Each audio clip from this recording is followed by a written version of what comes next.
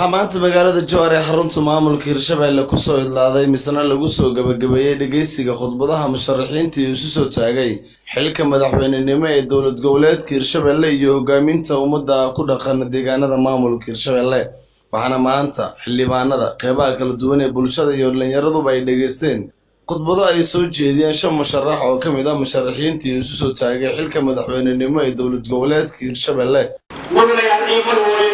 waxaad ii ogolaataan in aan markaan ku soo bandhigo ajandahayga siyaasadeed iyo miigsigayga waxqabad waxayna kala yihiin sida hoos u qoran sugidda amniga guud ee dowlad goboleedka Hirshabelle hirgelinta xasiloonida siyaasadeed heshiisiinta iyo nabadaynta beelaha walaalaha ee dowlad goboleedka Hirshabelle samaynta sharciga iyo ku dhaqanka dastuurka dowladda goboleedka Hirshabelle iyo dhisidda garsoor cadaalad ah waxaa kaloo rabaa inaan wax ka qabto gobolka lixaad baahida adeega bulshada hagaajinta xiriirka dowladda federaalka iyo dowlad goboleedyada abuuridda ururo bulsho oo madax bannaan xildhibaanada sharafta leh waxaan maanta idin soo hor istaagay in aad codkiina iyo kalsoonidiina isiisaan oo aad ii doorataan madaxweynaha dowlad goboleedka Hirshabelle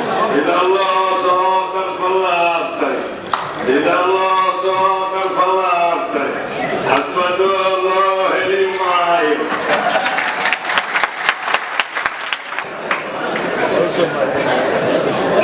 مضر يعني يبروي هذا المهري الوقتها يدي شيء هايو لما كمش لحين هايو يوري أيها واحد فرقنا أو روح ولا شيء حتى يسوي تجري حتى يسوي تجري وعن الساعة وهي أبشرة الواديو وعيسو تكرنا وعركينا هذا الغروح بلن أو أمانا صوقره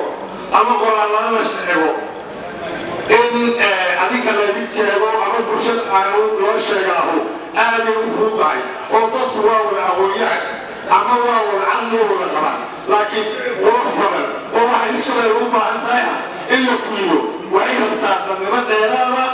نيرابا iyo qof walba waxa ku shaqeynaa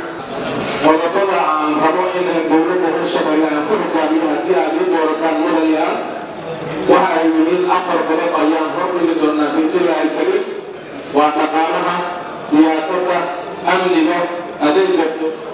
dadweynaha iyo arrimaha bulshada haddii aan ka hadlo dhaqaalaha unu hordhigo waxaan abuuri doonaa waxaan la dagaalami doonaa sababarka saboolnimada taabayaasha dhaqaalaha wadooyinka insha allahu tacaala waan ogaan wahay in hadda ay Jowhar ilaa iyo muxuu ahaa xamar ay process ku jirto oo dad badan isanaynayaan ayaga insha allahu tacaala waan bilaabi doonaa hadda waxaan nool saddex madaxweyne oo halka ka soo baxay kasoo jeeda Hirshabelle waxaan nool laba ra'iisul wasaare oo kasoo jeeda Hirshabelle